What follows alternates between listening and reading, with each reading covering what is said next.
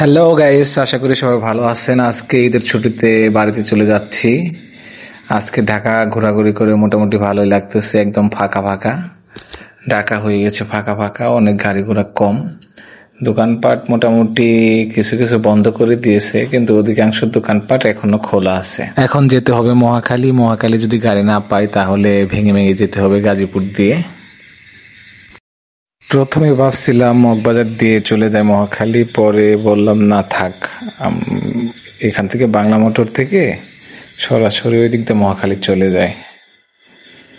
দেখা যাক বাস পাওয়া যায় কিনা। আজকে ঢাকায় জ্যামজট একদমই কম, বাসের জন্য ওয়েট করতেছি। একটা বাস আসবে মনে হচ্ছে, বেশিক্ষণ দেরি করতে হলো না, বাসটা এসে পড়লো। বাসে ওঠার জন্য এখন ট্রাই করবো আর কি, দেখি যায় নাকি। জি, বাসটা এখন যাবে, উঠে পড়লাম বাসে। সবাই আমার দিকে তাকিয়ে রয়েছে, একটা পুলিশ মামাও দেখি আছে এই জায়গায়। থাক, ভালোই হলো, পুলিশ আছে, সিকিউরিটি ভালো হবে।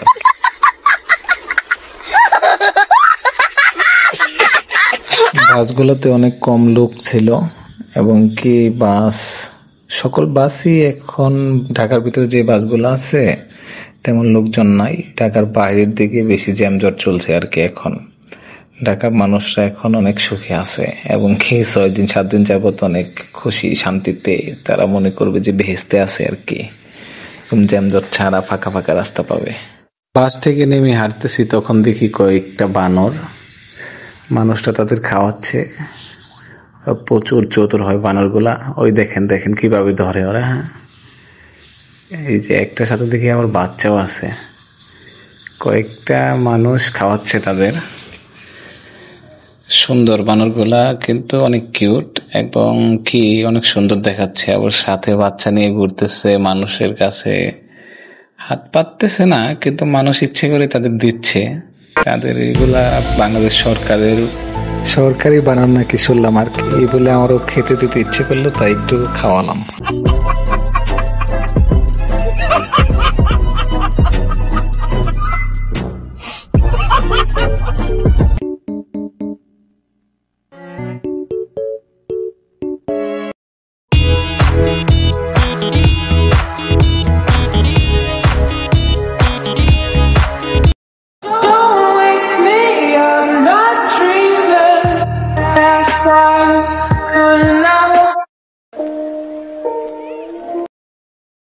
সত্যি মহাখালী ফ্লাইওভারের কারুকার্যটা অনেক সুন্দর হয়েছে, দেখার মতো।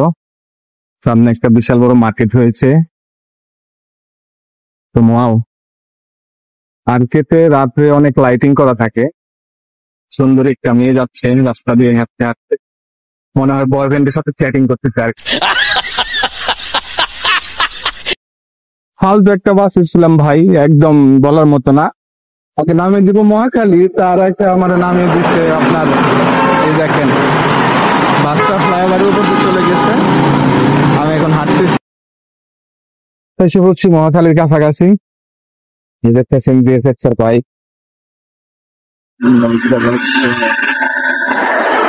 Really creative bike. একদিন হবে আমারও ইনশাল্লাহ, না হয় করবি দিয়ে সব মেটাই।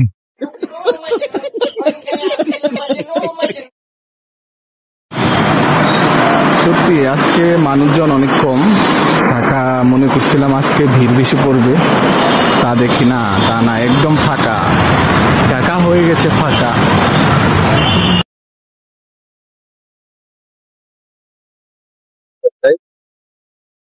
অ্যাক্সিডেন্ট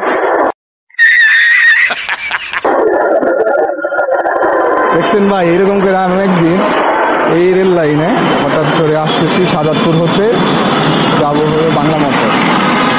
এখানে এসে বাস থামছে, আমি ঘুমে, সবাই চিল্লানি মারছে যে ট্রেন আসতেছে। আমি তো ভয়ে একদম জিরো হয়ে গেছি আর কি। যে ভয়টা পাইছিলাম ওই দিন বলার মতো না, একদম লাড়া দিয়ে দিচ্ছিল সব কিছু। দেখি তো বাস থামে না, তাও চেষ্টা করে দেখতে পাই নাকি। হাঁটতে হাঁটতে জীবন শেষ। আমাদের সোনার বাংলাদেশ।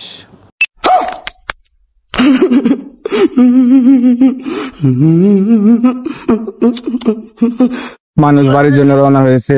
চাচা গরু, ভাইয়া গরু কত নিল? দেখছেন একটা ছোট গরুর কত দাম। अच्छा हमको হাঁটতে হাঁটতে চলে আসলাম মহাখালী বাস স্ট্যান্ডে। দেখি নিরালা সুপার বা অন্য কোনো টাঙ্গাইলে বাস পাওয়া যায় কিনা।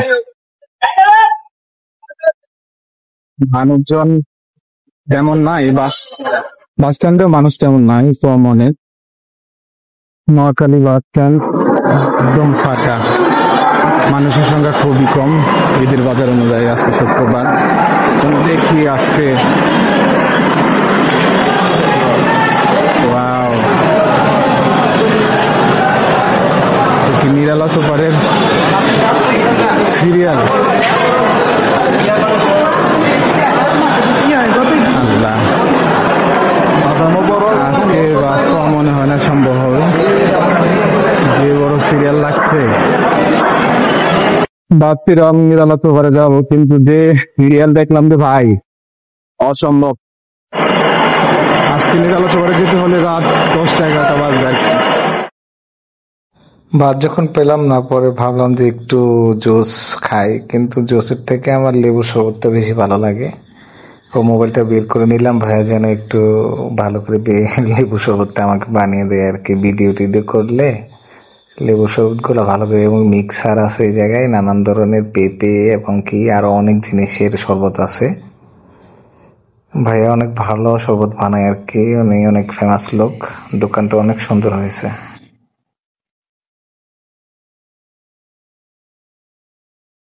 কাউন্টারে বাসের টিকিট না পেয়ে পরে কি করব, কিছু করার নাই। এই কারণে লোকাল বাসে এসে পড়লাম আবদুল্লাপুর হয়ে, এবং গাজীপুর চৌরাস্তা দিয়ে একদম আমাদের চন্দ্রা এসে নামলাম। চন্দ্রা অনেক লোক, চন্দ্রা এসে বাস পেলাম না, তাই লেগুনাই করে এসে পড়েছি করুটিয়া এসে কি করব, আমার বন্ধু আমার বাইক নিয়ে আসতেছে, এই কারণে ভাবলাম চাচার দোকানে একটা চা খাই। বন্ধুর জন্য অনেকক্ষণ ওয়েট করলাম, কিন্তু তাও আসে না। মনে করলাম কিছু হলো নাকি, তারপর প্রো রাইডার, বেশি ভালো বাইক চালায়, এর কারণে একটু টেনশন ফিল করতেছি। অনেকবার ফোন দিলাম, ফোন ধরে না শালায়। रुको जरा सबर শেষে বন্ধু হাজির হলো বাইক নিয়ে, বাইক উঠে পড়লাম। আমার ঢাকা থেকে টাঙ্গাইল এবং কি আমার বাড়িতে যেতে আজকে সর্বমোট টাইম লেগেছে 5 ঘন্টার মতো।